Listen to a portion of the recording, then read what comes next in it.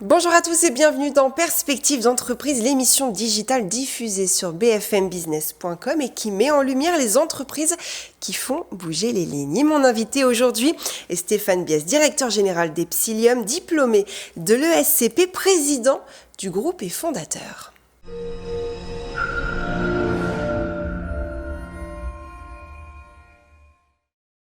Bonjour Stéphane, bienvenue. Bonjour. Alors Epsilium, c'est un groupe de conseil en gestion de patrimoine indépendant. Vous accompagnez les particuliers sur toutes les solutions comme l'épargne financière et l'immobilier. Alors justement, on traverse évidemment une crise financière importante de l'immobilier aussi, depuis notamment cette guerre en Ukraine. Est-ce que c'est vrai que les gens n'achètent plus dans l'immobilier? Et puis surtout, comment vous faites face à cette crise ? Alors effectivement, on arrive dans une période très compliquée pour l'immobilier au sens large, l'immobilier neuf comme l'immobilier ancien.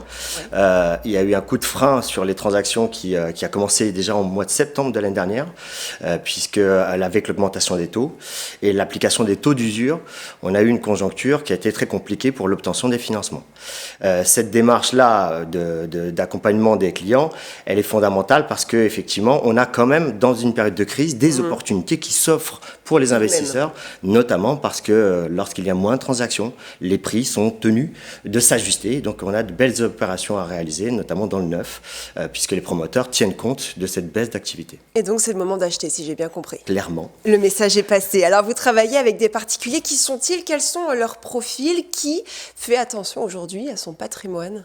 Alors les particuliers avec qui on va travailler sont de tout âge. Nos plus jeunes investisseurs ont 12 ans, puisque certains de nos investisseurs... Oui. Non mais il n'est jamais trop tôt pour s'occuper de son Exactement, puisque parmi nos investisseurs, il y a aussi donc l'épargne financière et certains de nos épargnants épargnent pour leurs enfants. Donc évidemment, on a une frange de population qui peut être aussi jeune, qui a cette préoccupation aussi de la retraite qui est ancrée en nous et qui est ancrée dans beaucoup d'investisseurs aujourd'hui. Maintenant, voilà, nos particuliers vont de celui qui a un très gros patrimoine qui va nous demander de l'optimiser, de le développer et d'en faire quelque chose de plus important, à celui qui n'a jamais investi, qui veut acheter sa résidence principale, qui veut commencer à mettre un pied dans l'épargne et qu'on va accompagner aussi de la même manière avec une logique de suivi jusqu'à ce qu'il puisse développer en fonction de ses objectifs. Vous évoquiez ce sujet il y a un instant, effectivement, face à l'instabilité de l'emploi et puis la réforme des retraites qui inquiète beaucoup de jeunes notamment. Est-ce que vous avez l'impression qu'il y a une prise de conscience de la part de cette jeune génération d'investir, l'importance d'investir dans la pierre? Qu'est-ce que vous leur proposez justement concrètement? Alors, au-delà des problématiques qu'on entend, de savoir l'âge de la retraite, il y a une préoccupation majeure qui se développe, c'est de pouvoir prévoir le futur. C'est-à-dire se dire, voilà, aujourd'hui je travaille fort ou j'ai une stabilité plus ou moins importante de ma situation professionnelle. J'ai besoin de me créer quelque chose, des revenus, un capital qui me permettra d'avoir le choix pour le futur. Et évidemment, cette problématique de la retraite avec une perte de pouvoir d'achat future qui est très importante. On parle de 50% de perte de pouvoir d'achat pour les salariés et 70% pour des indépendants.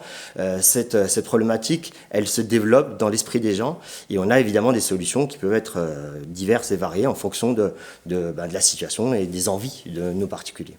Comment encadrez-vous vos clients dans l'immobilier? Comment ça se passe notamment avec le notaire, peut-être pour ceux qui ne savent pas et qui nous regardent?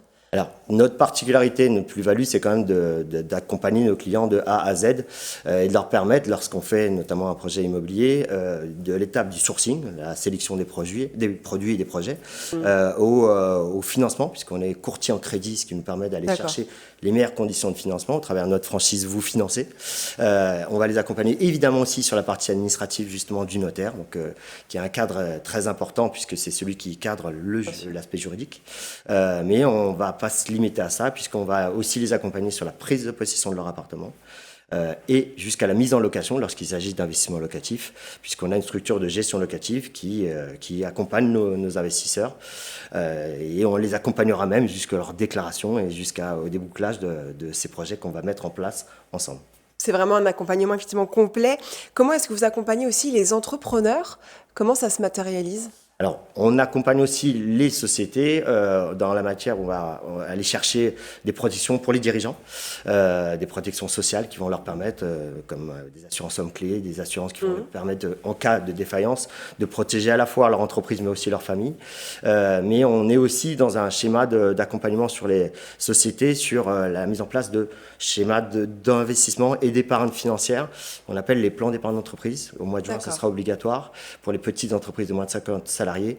Et c'est des sujets sur lesquels on travaille beaucoup parce que c'est l'occasion aussi de rentrer en contact avec les salariés et de leur offrir des services dans la gestion de patrimoine. Pour terminer, sur le fait que vous vous installez aussi localement, expliquez-nous comment ça se passe. En fait, le Covid a fait apparaître la digitalisation de la relation client. Pour autant, on se rend compte qu'on a un sentiment d'appartenance, notamment quand on est en région, qui est fort à sa région.